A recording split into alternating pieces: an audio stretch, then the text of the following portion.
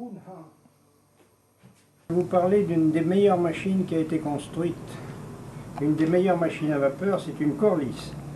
Cette machine a commencé à être construite aux États-Unis en 1855, puis reprise sous licence dans toute l'Europe et dans le monde entier.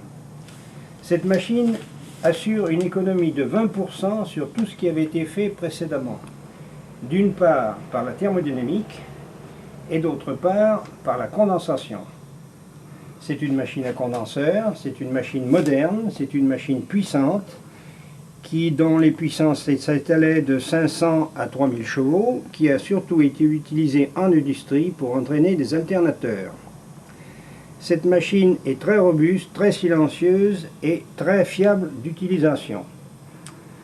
On va voir plus tard dans l'explication pour le pourquoi de cette économie réalisée par cette machine. Alors là, je vais vous donner quelques explications concernant la machine. D'abord, je vais la démarrer, la faire partir. Voilà, le régime à peu près de cette machine. C'était une machine qui tournait dans les 80 tours minutes. Alors, l'intérêt de cette machine, c'est d'abord la thermodynamique, comme je viens de le dire. Cette machine va utiliser la vapeur d'une façon beaucoup plus rationnelle qu'une machine conventionnelle.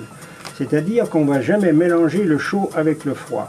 Ici, la vapeur chaude arrive toujours au même endroit. Les obturateurs, ici, en fonction, vont s'ouvrir et laisser passer la vapeur. Donc, cette pièce ne sera jamais refroidie, comme dans le cas d'un cylindre, d'un tiroir plan, où la vapeur arrive chaude ici, passe dans le tiroir, va pousser le piston, cette vapeur se détend, donc elle se refroidit, et quand elle revient sur le tiroir pour aller en échappement, elle va refroidir la pièce où la vapeur chaude était arrivée, ce qui fait que la nouvelle vapeur va perdre des calories automatiquement rien qu'en arrivant dans le tiroir.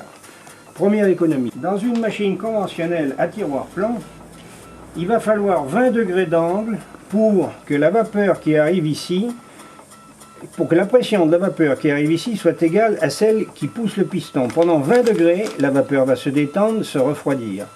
Donc on va encore perdre des calories, on va encore perdre de la pression. Dans le système Corliss, il suffit de 2 degrés d'angle du volant, 2 degrés, c'est rien du tout, pour que la pression qui arrive ici soit égale à celle qui est sur le piston. Donc on ne va perdre aucun calorie, on ne va perdre aucune pression. Troisièmement, l'économie par la condensation.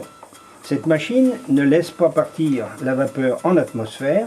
Cette vapeur passe par ce petit tuyau rouge là et rentre dans le condenseur.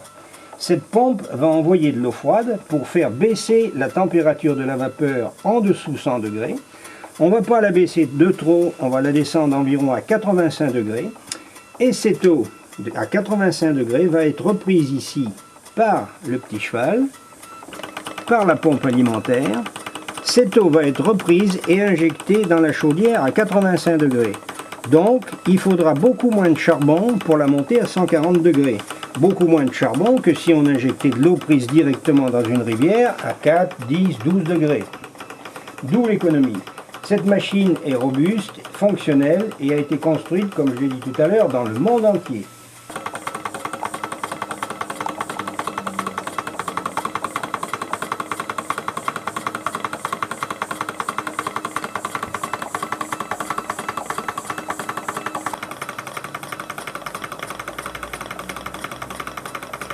Cette machine est servie par une chaudière Babcock et Wilcox.